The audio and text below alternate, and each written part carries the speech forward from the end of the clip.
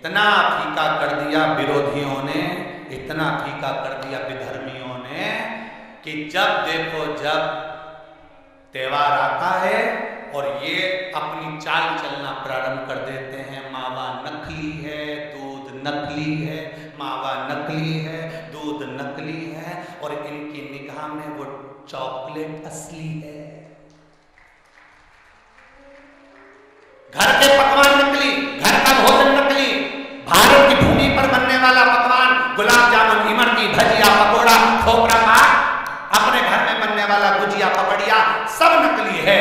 बस बाजार जाओ, रक्षाबंधन का त्योहार है, एक टॉफी भाई बहन को, बहन भाई को दे दे और इसको त्योहार कहते हो। त्योहार वो होता है जो घर की माँ घर में मिठाई बनाए और बच्चों को खिलाए, उसको त्योहार कहते हैं।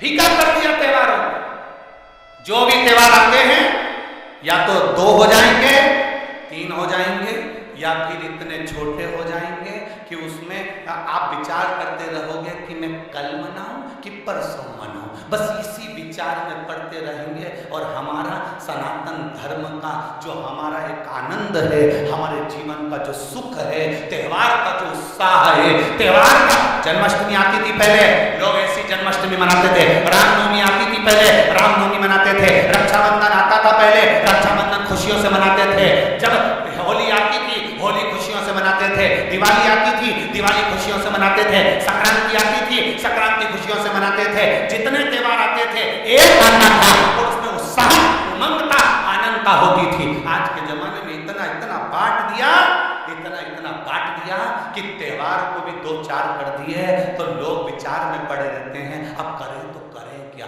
अब विचार करें तो करें क्या।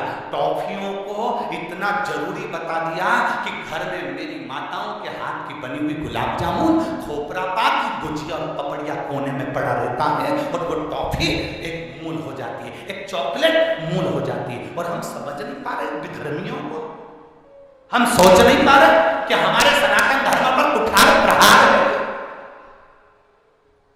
हमारे सनातन धर्म को नष्ट करने का प्रहार है। त्योहारों पर कौन सा एक किसी ने बता दिया, कौन से शास्त्र, कौन से वेद, कौन से पुराण में लिखा है कि त्योहार पर बहन भाई को तिलक लगाए तो टॉफी खिलाए, चॉकलेट दे। यह हमारा सभ्यता, हमारी संस्कृति और हमारा संस्कार नहीं है। यहाँ तो ये नियम है, बहन भाई को जब राखी बांधे तो बांधने पर उसने अपनी माँ से जो मिठाई बनाई हो वो थाली में रखी हो और बहन भाई को और भाई बहन को खिलाए तो माता पिता का आशीर्वाद उसके शरीर में पहुंच जाए, उसके जीवन में। हम किन ओर जा रहे हैं? और हम चिल्ला चिल्ला कर कह रहे हैं धर्म की, अधर्म का, प्राणियों में विश्व का हो गया। सीधी बात, हम जानना है हम किस पथ की ओर, हम किस मार्ग की ओर जा रहे हैं।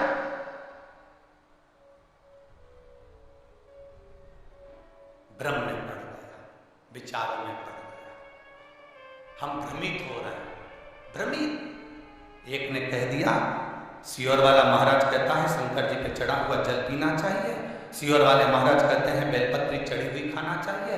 फिर कहीं का आ गया जिसको सियोर वाले महाराज का विरोध करना था, उसने कह दिया ना जल पियो ना बेलपत्री खाओ, नहीं तो तुम्हारा जीवन ऐसा हो जाएगा। ये विरोध शास्त्र का नहीं है, ये सियोर वाले महाराज का कि इन्होंने अगर बोला है तो उसका विरोध करना, इन्होंने बोला दुर्वा चढ़ा उसका विरोध करना, इन्होंने बोला चावल चढ़ा इसका विरोध करना। और दुनिया के लोग उनके झाले में पड़ जाते हैं। हमारा नियम निवेदन है, ना तुम सीहोर वालों की मानो ना तुम किसी की मानो। गीता प्रेस गोरखपुर की शिव पुराण बाजार से लेकर आओ, उसको दिल से धीरे धीरे पढ़ो, उसमें सब मिल जाएगा तुमको जो सीहोर वाला अपनी व्यासपीठ से बोलता है। स्कंद पुराण लाओ, नर्मदा पुराण लाओ, लिंग पुराण लाओ, देवी भागवत लाओ, ब्रह्म विवर्त पुराण लाओ, सारी पुराणों को घर में लाकर रखिए और एक एक पुराण का धीरे धीरे अध्ययन करो कि सियोर वाला महाराज कहीं अलग जगह से तो नहीं बात रहा। एक एक पुराण का अध्ययन करो, केवल फेसबुक, यूट्यूब और मोबाइल पर ज्ञान नहीं मिलता कि आप थोड़ी देर खोल के बैठकर आपने ज्ञान ले लिया। ये तो हमने पढ़ा था शास्त्र में, ऐसा। शास्त्र को पढ़िए, वेद को पढ़िए, अपने पुराणों को पढ़िए, उसका अध्ययन करिए कि बेलपत्री का चरित्र कहां वर्णन करा।